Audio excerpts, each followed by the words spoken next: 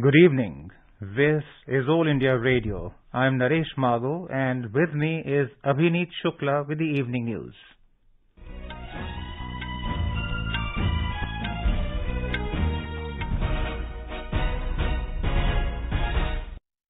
The headlines. Cabinet approves extension of Pradhan Mantri Garib Kalyan Anna Yojana by another 6 months. Prime Minister Narendra Modi to share his thoughts in Mann Ki Baat on All India Radio tomorrow at 11 a.m. International flights to and from India to resume from midnight tonight. Coal mining operations at northeastern coalfields in Assam resume. Defence Ministry approves setting up of 21 new Sainik schools across the country. External Affairs Minister Dr. S. Jaishankar embarks on a 5-day visit to Maldives and Sri Lanka. Border Roads Organisation opens up 210-kilometre Manali-Sarchu Road in Himachal Pradesh, and 15th edition of Indian Premier League kicks off in Mumbai with opening match between Mumbai Indians and Kolkata Knight Riders underway.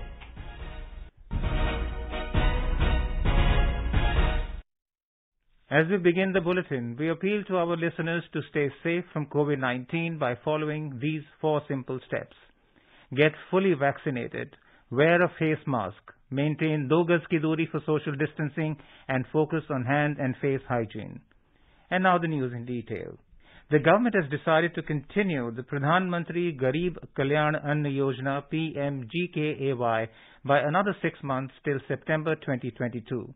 Announcing this, Prime Minister Narendra Modi said that more than 80 crore people of the country will be able to take advantage of the scheme like before. He said the strength of India lies in the power of every citizen of the country. The Prime Minister said to further strengthen this power, the government has extended the scheme. The Phase 5 of PMGKAY, the largest food security program in the world, was to end this month. The government has spent approximately 2.6 lakh crore rupees so far, and another 80,000 crore rupees will be spent over the next 6 months till September 2022, taking the total expenditure under PMGKAY to nearly 3.4 lakh crore rupees. This will cover nearly 80 crore beneficiaries across India and, like before, would be fully funded by the Government of India. Our correspondent reports that under the scheme, the centre is providing 5 kilos food grains per person per month free of cost to all beneficiaries covered under the National Food Security Act. Here is the report. Today is the second anniversary of announcement of Pradhan Mantri Garib Kalyan Anna Yojana in the wake of economic disruptions caused by the unprecedented outbreak of COVID-19 in the country. The government on this day in March 2020 had announced the distribution of additional free of cost food grains to about 80 crore National Food Security Act beneficiaries at the scale of 5 kg per person per month under the scheme. It is over and above the regular monthly entitlements of their ration cards so that poor, needy and the vulnerable households or beneficiaries do not suffer on account of non-availability of adequate food grains during the time of economic crisis. Keeping in view the continuous need to support the food security of poor and the needy beneficiaries, the government had extended the distribution of free food grains from time to time, and now the scheme has been extended till September this year. With Dipen, Anupam Mish, AR News, Delhi. Prime Minister Narendra Modi will share his thoughts with the people in the country and abroad in the Mann Ki Baat program on All India Radio at 11 a.m. tomorrow. It will be the 87th episode of the monthly radio program. The program will be broadcast on the entire network of All India Radio and Doordarshan, AIR News website, and News on AIR mobile app. International flights to and from India will resume from midnight tonight. The flight operations are going to restart after a gap of 2 years. The Civil Aviation Ministry had suspended the regular international flights in March 2020 in view of the COVID-19 pandemic. According to the Ministry, international operations shall be subject to strict adherence to the Ministry of Health and Family Welfare guidelines for international travel. Airport Authority of India has said it has revised its existing COVID-19 guidelines concerned with international operations. According to the revised guidelines, the restriction of keeping 3 seats vacant on international flights is removed. The requirement of a complete PPE kit for crew members also stands removed. The pat-down search conducted by the security personnel at the airport is reintroduced. Wearing masks at the airport or in aircraft should still be continued. India's COVID-19 vaccination coverage has crossed 183 crore 16 lakh mark. Health Ministry said more than 26 lakh vaccine doses were administered today. Over 1 crore 20 lakh vaccine doses have been administered to 12 to 14 years age group so far. The ministry said over 2 crore 25 lakh precaution doses have been administered to the identified categories of beneficiaries like healthcare workers, frontline workers and people over 60 years of age so far. In the age group of 15 to 18 years, more than 5 crore 68 lakh vaccine doses have been administered so far as first dose and 3 crore 71 lakh as second dose. In Assam, coal mining operations at Northeastern Coalfields NEC, a unit of Coal India Limited CIL, resumed today. Union Minister of Coal Prahlad Joshi inaugurated the resumption of mining operations along with Chief Minister Himanta Biswa Sarma at Tikak Colliery in Tinsukia district. Our correspondent reports that mining operations at NEC were halted in 2020 due to certain environmental issues. NEC presently operates in Tikak Colliery in Margarita with two open-cast projects, namely Tikak OCP and Tikak Extension OCP, with a combined coal production capacity of 4 lakh tons per annum.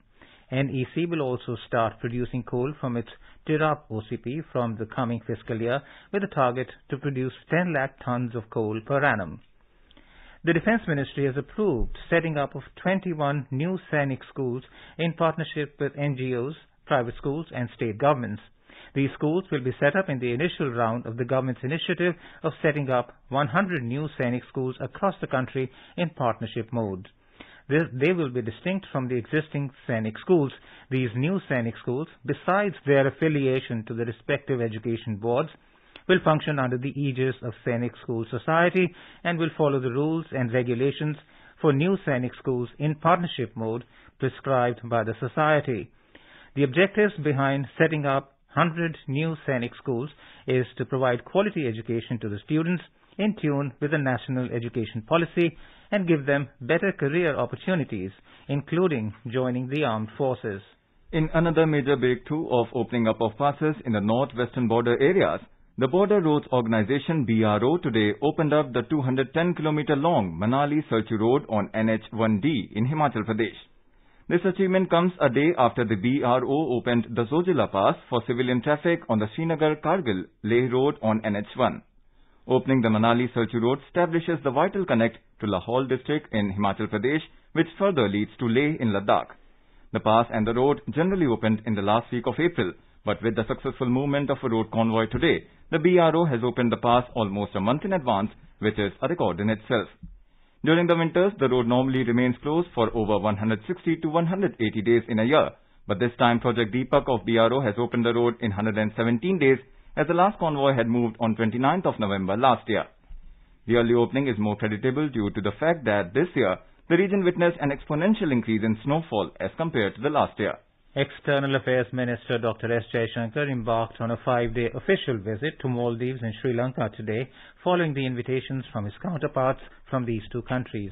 Dr. Jaishankar will be first in Maldives on a 2-day visit. He would be visiting Urdu city in Maldives, during which he will call on President Ibrahim Mohammed Solih and hold discussions with Minister of Foreign Affairs Abdullah Shahid. The External Affairs Minister will be on a 3-day visit to Sri Lanka from 28 March. He will also participate in the BIMSTEC ministerial meeting on the 29th of March in Colombo. Prime Minister of Nepal, Sher Bahadur Deuba, will be visiting India from 1st to 3rd April. Sources said he will meet Prime Minister Narendra Modi in New Delhi on the 2nd of April. Besides official engagements, he will also visit Varanasi. This will be his first bilateral visit abroad after becoming Prime Minister in July last year. He had visited India in each of his 4 earlier terms as Prime Minister. Sources said this visit is in the tradition of periodic high-level exchanges between the two countries. 3-day-long first session of 12th Manipur Legislative Assembly ended today. Manipur Chief Minister N. Biren Singh tabled the Manipur Nursing Council Rules 2008 in the House today, and 2 Manipur appropriation bills were also passed. During the calling attention motion, Congress MLA K. Ranjit brought the attention of the House on the indefinite band of National Highway 2 called by Southern Angami Public Organization, a Nagaland-based civil organization. The 3 days assembly sessions also witnessed presentation of supplementary demands for grants 2021-22 and presentation of budget estimates 2022-23. You are listening to the evening news on All India Radio.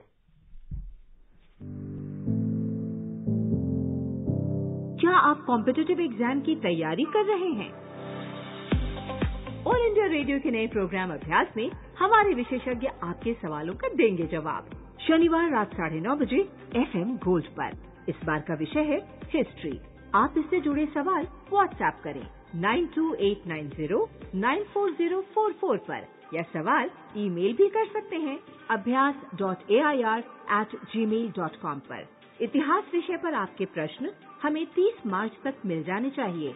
आपका अभ्यास हमारा प्रयास।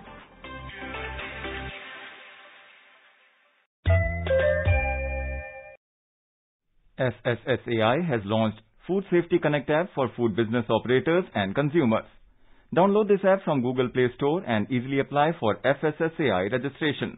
Consumers can use this app to register food-related complaints.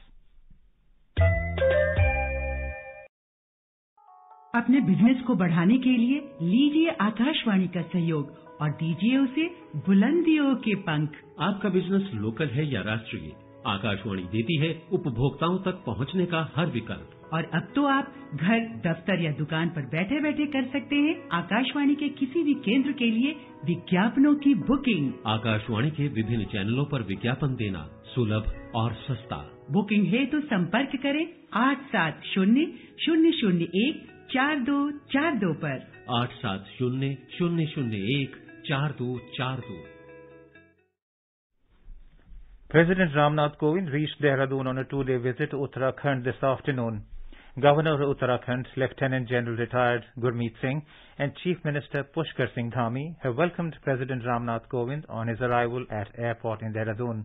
The President will address the concluding ceremony of the Silver Jubilee celebrations of Divya Prem Seva Mission in Haridwar tomorrow.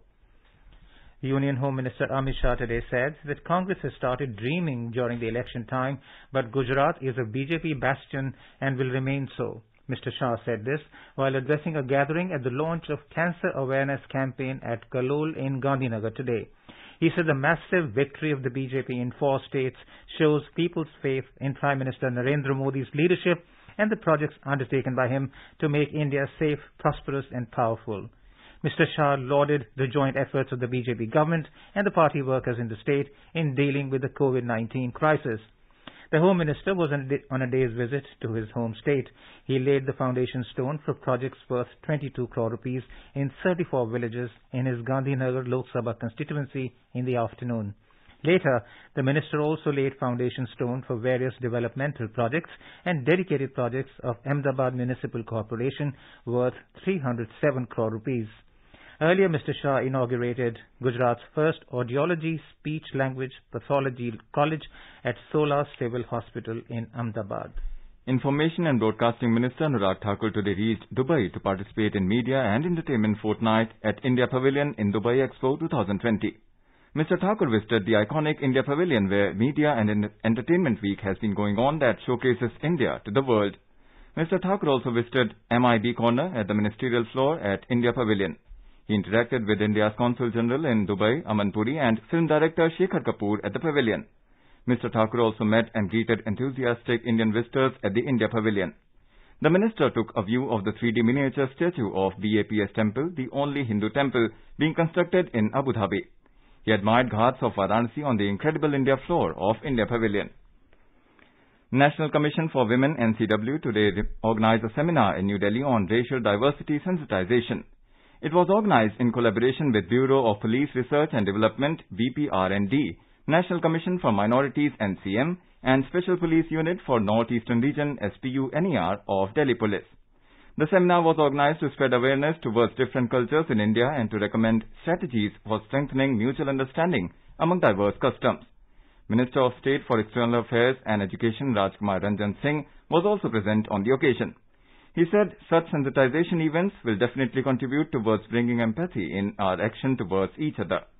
NCW Chairperson Rekha Sharma said, mutual understanding and trust are the foundations of India's strength, and all citizens should feel culturally integrated in all the corners of India. Here is a review of this week's Parliament proceedings. The passage of the budget of Jammu and Kashmir for 2022-23 by Parliament and adoption of the Finance Bill 2022-23 by the Lok Sabha are some of the highlights of the proceedings in the second week of the ongoing budget session. Replying to the discussion in the Lok Sabha yesterday, Finance Minister Nirmala Sitharaman observed that India is the only country that did not resort to impose new taxes to fund the recovery of the economy hit by the COVID-19 pandemic. Observing that the Modi government believes in lowering taxes, she said the reduction in corporate taxes helps the economy, government and companies. She said 7.3 lakh crore rupees have been collected as corporate tax so far this fiscal. The developments in Trinamool Congress-ruled state of West Bengal figured in both houses. The Rajya Sabha witnessed noisy scenes with both Trinamool Congress and BJP members raising slogans against each other in the house. Rupa Ganguly of BJP demanded imposition of president's rule in West Bengal. Following an uproar over the issue, the house was adjourned for a brief period. Petroleum and Natural Gas Minister Hardeep Singh Puri on Thursday defended the centre over the hike in fuel prices, saying it is due to the increase in prices in the international market. He, however, assured that efforts are underway to make fuel available to people at an affordable price. He was responding to a question in this regard in the Lok Sabha. He said the prices of LNG in the international market have gone up by more than 37% as compared from April 21 to February 22 because of an unsettled condition and military action in one part of the world following the COVID-19 crisis. Several members in the Lok Sabha voiced concern over the low budgetary allocation for the government's flagship Sagarmala program, saying that it would take several decades to implement the 8.5 lakh crore rupee project. Participating in the debate on the demand for grants of the Ministry of Ports, Shipping and Waterways, members pleaded for its early completion. Commerce and Industry Minister Piyush Goyal asserted in the Lok Sabha on Thursday that people indulging in wrongdoings will be punished as there is no law in the country to protect either big industrialists or politicians if they are found involved in such activities. Mr. Goyal said Prime Minister Narendra Modi got huge mandate from people as he does not hesitate to take actions even if some big people indulge in wrong practices. The minister said that the high level of foreign direct investments coming into the country during the BJP rule in the last 7 years reflects the growing confidence of global investors in India. He said there is no better destination than India to invest. He said FDI into the country is recording high growth year after year, and that is helping in further strengthening the country's forex reserves and economy. On exports, he said that India has crossed the target of 30 lakh crore rupees, and sectors like agriculture have registered healthy growth rates. He said agriculture exports have reached $50 billion and will increase further. The minister was responding to the discussion on the demands for grants of his ministry. Minister of Tourism, in reply to a question in the Lok Sabha, said that 1.42 lakh tourists visited Jammu and Kashmir last month. Minister of State for Youth Affairs and Sports, Nishit Pramanik, in a reply to a question, said that maximum medal winners in international sporting events come from rural areas. He said the government has set a target of 1,000 Khelo India centers across the country.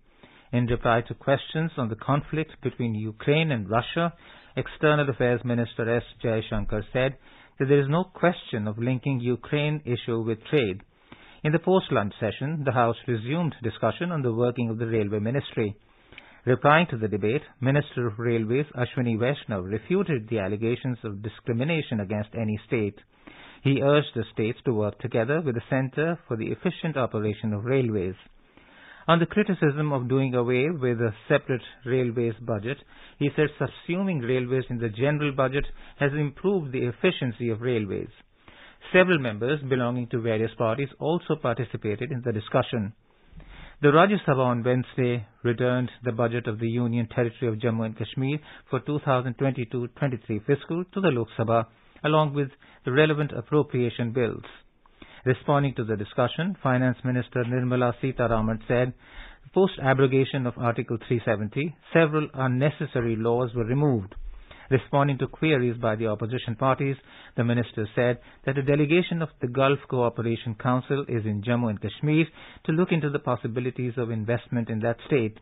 In this context, Mrs. Sitharaman informed the Rajya Sabha that following the abrogation of Article 370, there has been a 33% drop in the infiltrations from across the border and a decrease in the ceasefire violations. She said 180 terrorists, including 44 top commanders, were eliminated in 2021.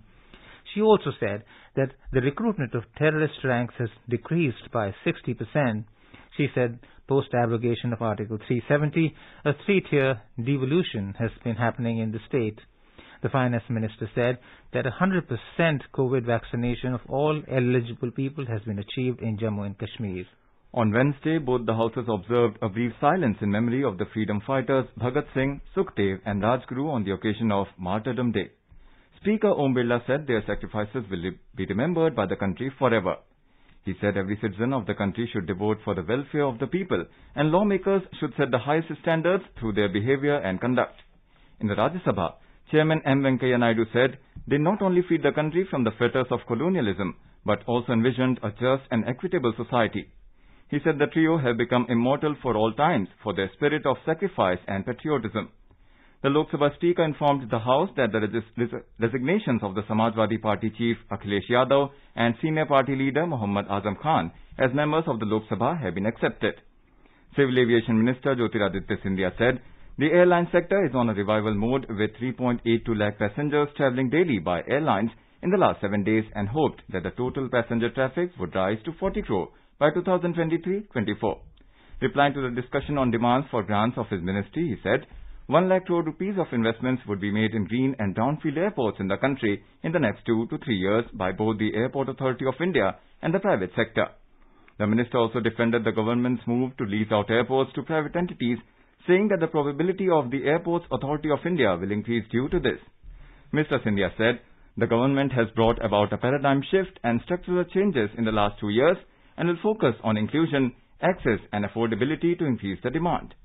The minister said over 90 flights were operated to evacuate the Indian students from Ukraine amid the Russia-Ukraine war under the Operation Ganga. The minister said that 15% of pilots in India are women as against the global average of 5%. He said this is a great example of the women empowerment. During Zero Hour, Congress President Sonia Gandhi urged the centre to restart the midday meal scheme in schools, which was discontinued during the COVID-19 pandemic. A BJP member from West Bengal suggested that the centre should use constitutional provisions to intervene in the state. Rebutting the allegations, Sudeep Bandyopadhyay of the TMC said whatever happened in Veerbhum district had nothing to do with any political fight. He said around 20 people have been arrested by the state police in connection with the incident. Road Transport and Highways Minister Nitin Gadkari said in the Lok Sabha on Tuesday that rapid strides in technology and green fuel will reduce the cost of electric automobiles, bringing them at par with petrol-run vehicles in the next 2 years. He was replying to the discussion on the demands for grants of his ministry for 2022-23. The minister said it is government endeavour to make the road infrastructure in India at par with the United States by 2040.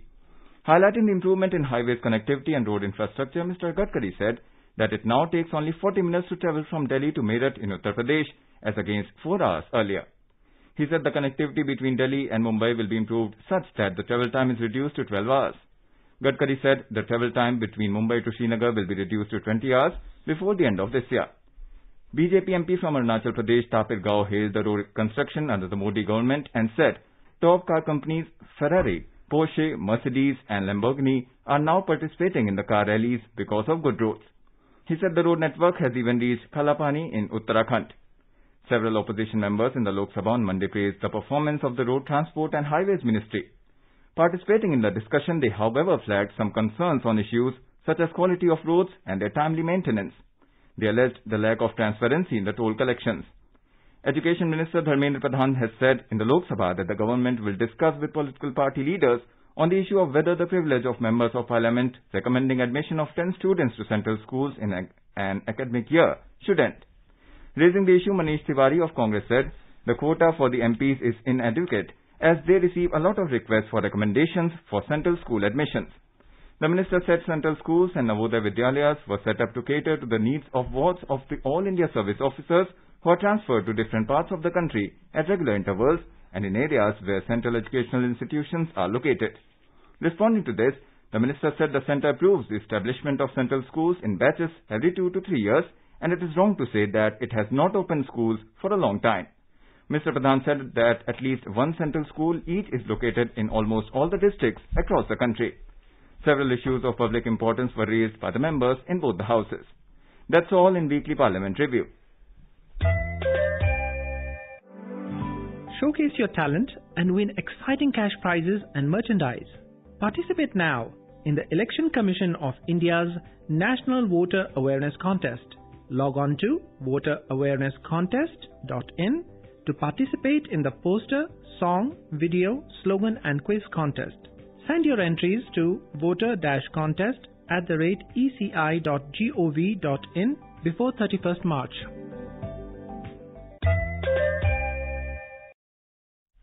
Sansad Ratna Awards 2022 were presented to parliamentarians at a function in New Delhi today. The awards were given away in 3 categories.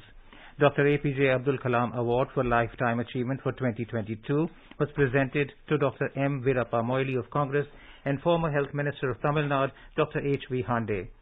Sansad Vishisht Ratna Award was given to Revolutionary Socialist Party MP N.K. Premachandran and Srirang Appa Barne of Shiv Sena, while BJP MP Bidyut Baran Mehato and Dr. Hina Vijayakumar Gavit and Congress MP Kuldeep Rai Sharma, among others, were honoured with Sansad Ratna Awards. Srimati Supriya Sule of NCP Maharashtra were honoured with the Parliamentary Ratna Award. Supriya Sule is getting this award for the 7th time and Hina Gavit is getting this award for the 6th time in a row. Parliamentary Special Ratna Award has been given to Shiv Sena's MP Srirang Barne. The award was presented in presence of Chief Election Commissioner of India Sushil Chandra and Minister of State for Parliamentary Affairs Arjun Ram Meghwal at the new Maharashtra House in Delhi today. Earth Hour is being observed from 8:30 to 9:30 p.m. tonight. It is the world's largest grassroots movement for environment where people around the globe unite to take a stand against climate change by turning off non-essential lights for 1 hour. The theme for this year's global event is Shape Our Future, highlighting our collective responsibility towards the environment. Rashtrapati Bhavan and India Gate in the national capital observe Earth Hour 2022 this evening by switching off their lights. The Ministry of Ayush has signed the host country agreement with World Health Organization for establishing WHO Global Centre for Traditional Medicine GCTM in India in Jamnagar in Gujarat, with its interim office at the Institute of Training and Research in Ayurveda ITRA in Gujarat. This centre will be supported by an investment of about $250 million from the Government of India.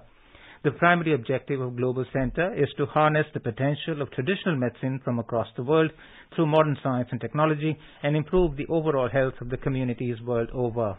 The 15th edition of the Indian Premier League IPL kicked off in Mumbai this evening.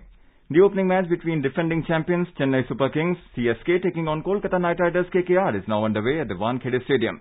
CSK were 82 for 5 in 16 overs when reports last came in. KKR have won the toss and opted to field first. In between the toss and start time, the Board of Control for Cricket in India, BCCI, held a small felicitation function for gold-winning Olympian Neeraj Chopra. He was awarded prize money of 1 crore rupees. Boxer Lavlina Borgohain, the Olympic bronze medalist, got 25 lakh rupees. The men's hockey team got a combined 1 crore rupees. Manpreet Singh, the captain, picked up the cheque from Saurav Ganguly. With the COVID situation under control in the country, IPL is being held in India in its entirety after a gap of 2 years, with at least 25% capacity of crowd allowed in stadiums this season. With the addition of 2 new teams, Lucknow Super Giants and Gujarat Titans, the IPL will have 10 teams this time. The number of games have been increased to 74 from 60 with the addition of new teams extending the IPL window to over 2 months. 70 league matches will be played across stadiums at Mumbai and Pune in Maharashtra. The venues for the playoff matches are yet to be announced. And now before we end the bulletin, the headlines once again. Cabinet approves extension of Pradhan Mantri Garib Kalyan Anna Yojana by another 6 months. Prime Minister Narendra Modi to share his thoughts in Mann Ki Baat on All India Radio tomorrow at 11 a.m. International flights to and from India to resume from midnight tonight. Coal mining operations at northeastern coal fields in Assam resume. Defence Ministry approves setting up of 21 new Sainik schools across the country. External Affairs Minister Dr. S. Jaishankar embarks on a 5-day visit to Maldives and Sri Lanka. Border Roads Organization opens up 210-kilometer Manali-Sarchu Road in Himachal Pradesh, and 15th edition of Indian Premier League kicks off in Mumbai with opening match between Chennai Super Kings and Kolkata Knight Riders underway. And with that, we end the evening news. Good night.